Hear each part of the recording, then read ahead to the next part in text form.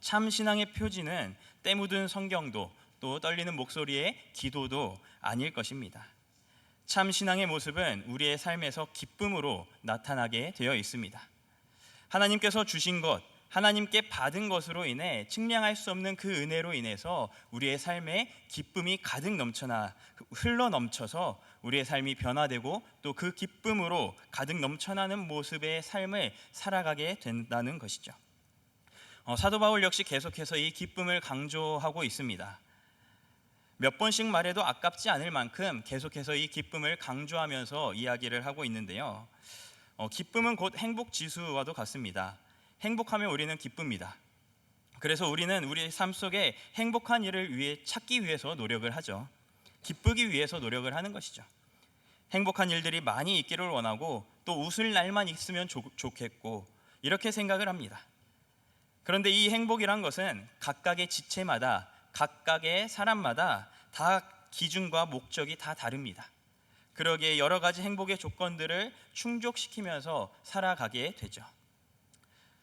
그러다 보니 이 나의 행복을 위해서, 나의 기쁨을 위해서 하나님이 만들어 놓은 아름다운 창조물과 또 하나님께서 가장 보기 좋게 만들어 놓은 우리 한 사람 한 사람을 자신의 행복의 수단으로 삼게 되어버리기도 합니다. 다른 사람들보다 높은 위치에 있어야지만이 내가 행복하고 1등을 해야지만이 행복한 세상이 되어버렸죠. 사도 바울은 이러한 기쁨을 말하고 있지 않습니다. 사도 바울은 나의 형제들아 주 안에서 기뻐하라 라고 말하고 있습니다. 세상의 기쁨이 아닌 주 안에서 기쁨을 누리라 라고 말하고 있는 것이죠. 그런 그 기쁨을 자신이 사랑하는 형제들 빌립보 교회에게 말하고 권면하고 있습니다. 이 주 안에 있다라는 것, 이것은 예수님과 나 사이에 깊은 연결고리로 연결이 되어 있다라는 것을 의미합니다. 묶여 있는 것을 의미한 것이요. 그렇게 주 안에서 기뻐한다라는 것은 이것은 단지 나만의 행복을 위해서 살아가는 것이 아니라 하나님의 시각으로, 예수님의 시각으로 이 세상을 바라보면서 나의 기쁨이 곧 예수님의 기쁨이 되고 예수님의 기쁨이 나의 기쁨이 된다라는 그러한 기쁨의 삶을 살아가는 것을 의미합니다. 이전에 내 눈으로 바라봤을 때는 나의 배고픈 심정만 또 나의 괴로운 사정들만을 보였는데 주님 안에서 바라보니까 내 안에서 나의 것이 보이는 게 아니라 다른 사람의 것이 보이고 내 이웃의 아픔이 보이기 시작하는 것이죠. 주 안에서의 기쁨은 내 행복이 비록 조금 줄어들지라도 내 안에 내가 조금 손해 볼지라도 그 줄어든 만큼, 그 손해 본 만큼 기쁨과 행복이 더 배가 된다라는 것을 의미합니다. 그 기쁨이 참 기쁨인 줄 믿습니다.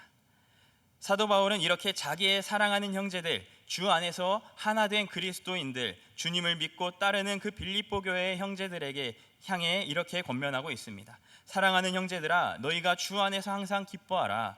너희에게 같은 말을 쓰는 것이 내게는 수고로움이 없고 너희에게는 안전하리라. 주 안에서의 기쁨을 가지고 살아가는 것이 우리에게는 안전하다라고 가르칩니다. 우리의 바른 신앙을 안전하게 지켜준다라는 것이죠. 여러 번 반복해서 말해도 아깝지 않을 여러 번 반복해서 말할 만큼 중요할 만한 말이 바로 이 기뻐하라, 주 안에서 기뻐하라라는 가르침인 것입니다. 그러면서 바울은 동시에 빌립보 교인들에게 세 가지 부류의 사람들이 있다라는 것을 말해주고 있습니다. 그 세 가지 부류의 사람을 삼갈 것에 대해서 말해주고 있는데요. 2절에 이렇게 말하고 있습니다. 개들을 삼가고 행악하는 자들을 삼가고 몸을 상해하는 일을 삼가라. 여기서 삼가라라는 말을 계속해서 3번 반복하고 있는데 이 삼가다라는 말은 하지 마라라는 의미도 있지만 분별하고 알아차려라라는 의미도 있습니다. 다시 번역하면 개들을 분별하고 행악하는 자들을 분별하고 몸을 상해하는 일을 알아차려라, 하지 말아라.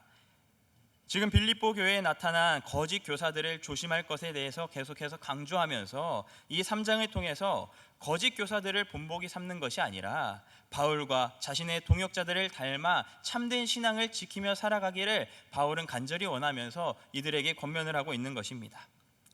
영적인 분별력을 가지고 무엇이 참인지 무엇이 무엇이 참 진리인지 그것을 깨달아 알므로써 자신이 사랑하는 그 빌립보 교회 성도들이 하나님의 길 안에 있고 다른 길로 가지 않고 그 길에서 벗어나지 않는 삶을 살아가기 위해서 가르치고 있는 것이죠. 영적으로 우리를 위기에 빠뜨리는 것들을 분별하라. 무엇이 우리를 무너뜨리는 일인지를 우리는 분별해야 한다. 그것을 분별하고 알므로써 우리의 신앙을 계속해서 지켜 나가라라고 말하고 있는 것입니다. 영적으로 우리를 무너뜨리는 사단은 우리는 알아차려야 할 것입니다. 무엇이 오늘 우리를 하나님으로부터 멀어지게 하고 있는지, 무엇이 우리를 하나님으로부터 단절시켜 나가고 있는지 우리는 그것을 분별해야 합니다. 사단은 오늘 우리에게 무서운 모습으로 찾아오지 않습니다.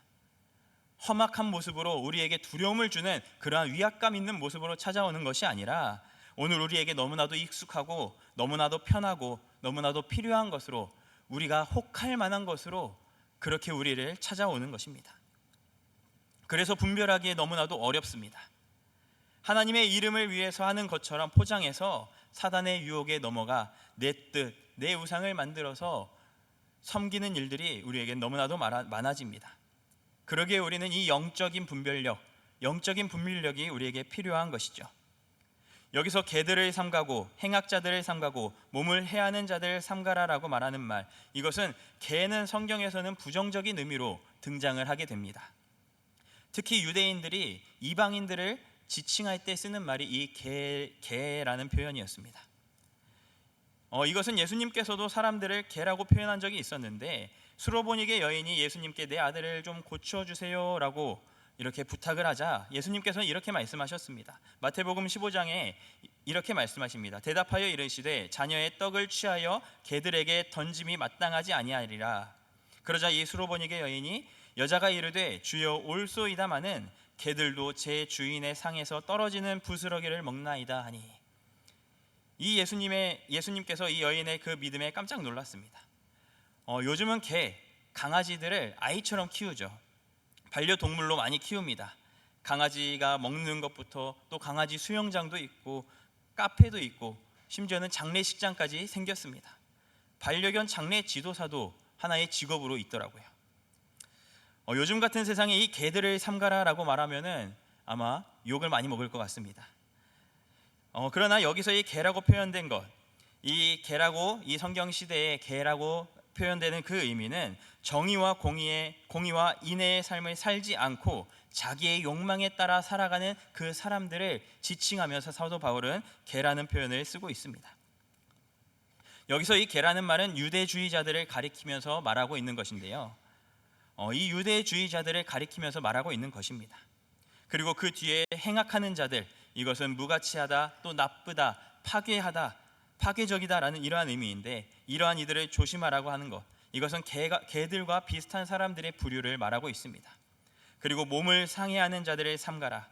이 몸을 상해하는 것, 이것은 잘라버린다라는 것인데 단지 자해의 의미를 넘어서 여기에서는 할례를 의미하고 있습니다.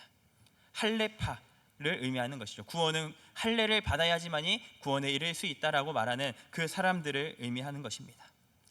유대인의 증표가 할례라고 믿고 할례를 받아야만 구원을 받는다고 믿는 그 율법을 지킴으로써 구원을 받을 수 있다는 이 할례파들이 있는데, 그들을 삼가라라고 바울은 가르치고 있는 것이죠. 그러니 이 세 부류의 사람들, 개들, 행악하는 자들, 몸을 상해하는 자들, 곧 할례주의자, 유대주의자들, 이들이 복음의 본질을 거스르고 있다라고 말하면서 그들을 분별하고 삼가라라고 가르치고 있는 것입니다. 그리고 이어서 나오는 이 3절에는 또 다른 세 가지의 부류를 설명해 주면서 참 할례자가 어떠한 할례자인지 설명해 주고 있습니다. 오늘 3절 말씀인데요, 이렇게 말하고 있습니다.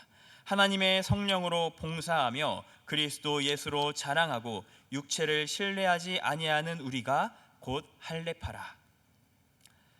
바울은 무엇이 진정한 할례파인지를 설명을 해주고 있는 것입니다. 여기서 우리가 할례파라, 우리가 곧 할례파라, 이 단어가 제일 마지막에 우리가 읽은 성경 번역에는 등장을 하는데, 이 헬라어 원어 성경으로는 우리가 곧 할례파라가 가장 앞쪽에 등장합니다. 이렇게 말하고 있는 것이죠. 우리가 곧 할례파라, 하나님의 성령으로 봉사하며 그리스도 예수로 자랑하고 육체를 신뢰하지 않는 자들이다, 이렇게 말하고 있는 것입니다. 바울이 말하는 이 진정한 할례파는 먼저 성령으로 봉사한다 라고 말합니다. 봉사는 예배하다, 섬기다라는 의미를 가지고 있죠. 성령으로 충만케 되어서 봉사한다라는 것, 이것은 곧 하나님의 영으로 충만케 되어서 예배 드린다라는 것입니다.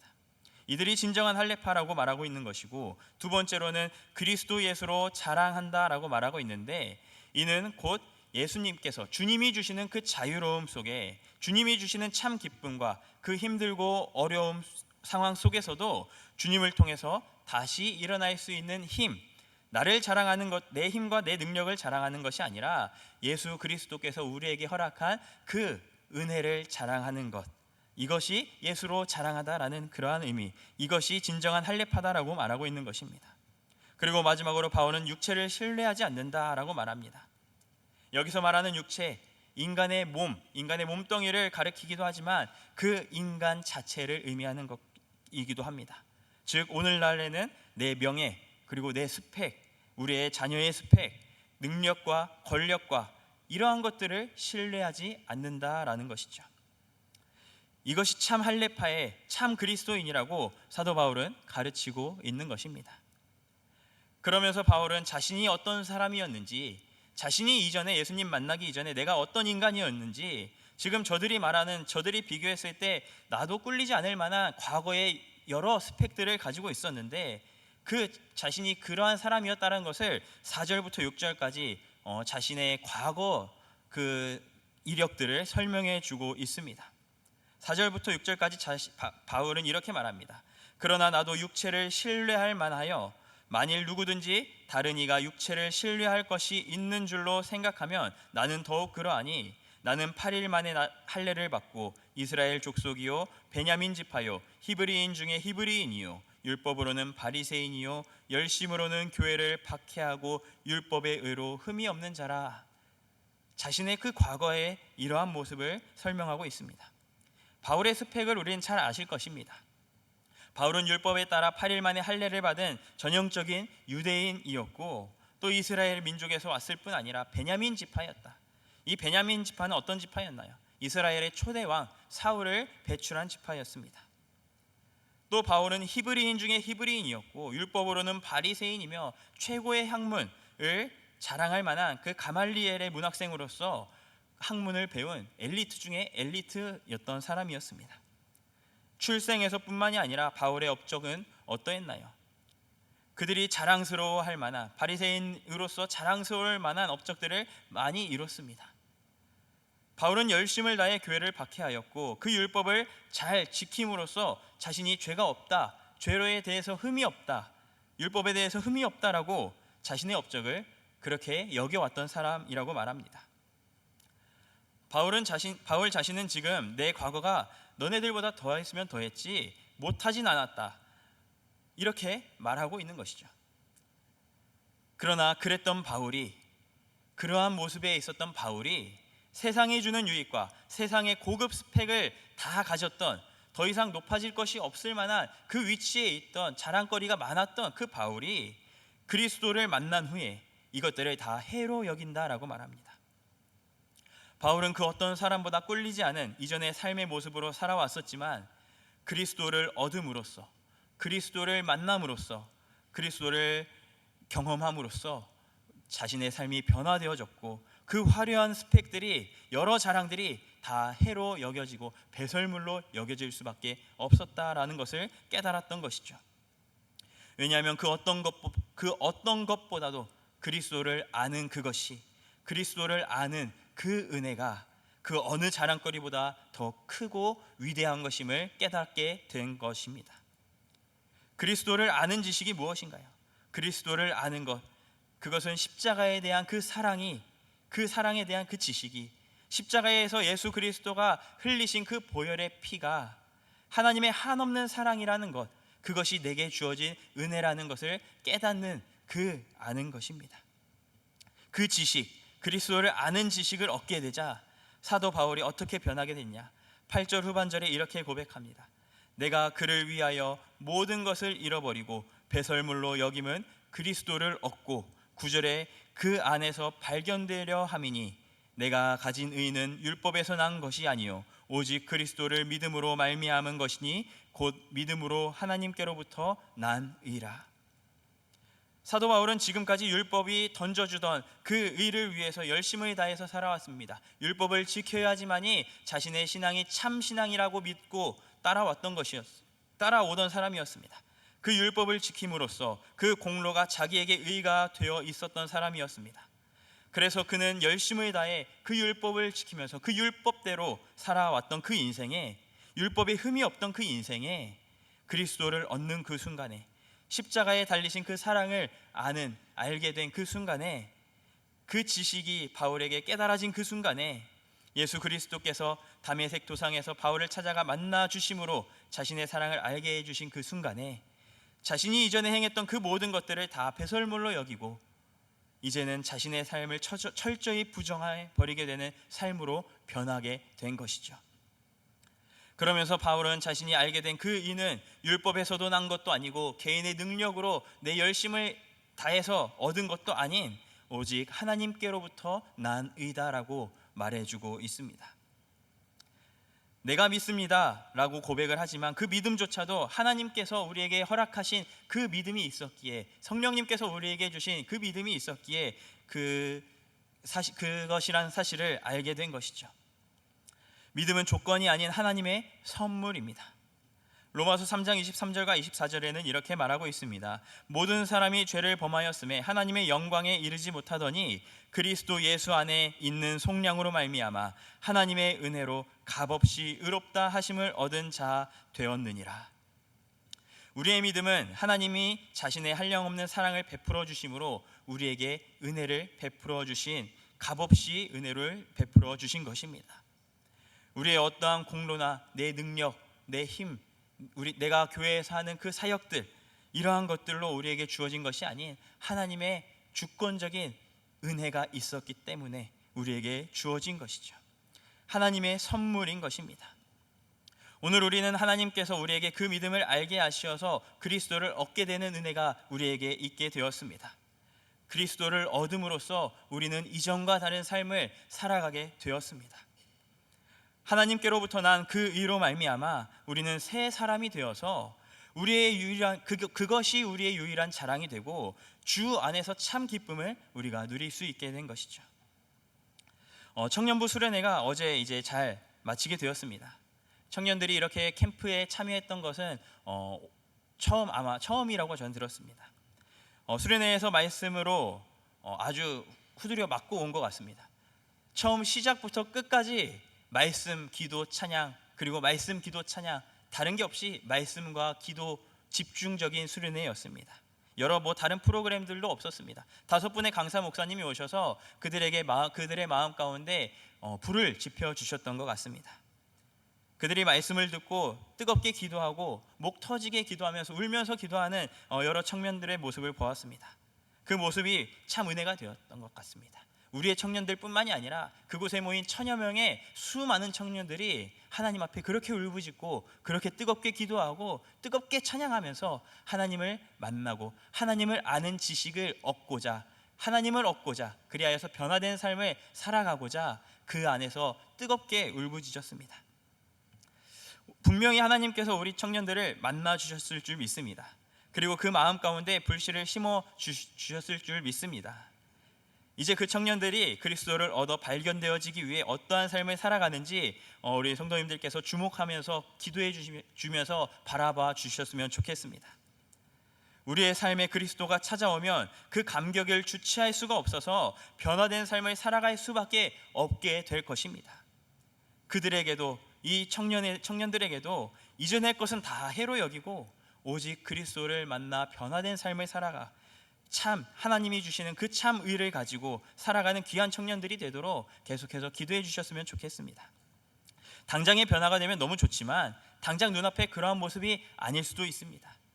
그러나 이번 수련회 가운데 뜨겁게 기도하던 그 청년의 그 마음에 하나님께서는 분명히 그들 마음에 들어가 주셨을 줄 믿습니다. 구원의 문제는 철저히 하나님이 시작하셔서 하나님이 완성하시는 하나님의 일이십니다. 사도 바울은 하나님을 알기 전에 자기의 열심으로 하나님의 의를 이룰 수 있을 것이라고 확신하면서 자기의 열심, 자기의 최선을 다해서 율법을 지키면서 살아왔던 사람이었죠. 그러나 그 안에 그리스도의 영이 뜨겁게 역사하자 하나님이 그를 만나주시자 영의 눈이 띄어지는 순간 그렇게 붙들고 있던 그 세상의 자랑거리들이 순식간에 배설물로 여겨져 버렸습니다.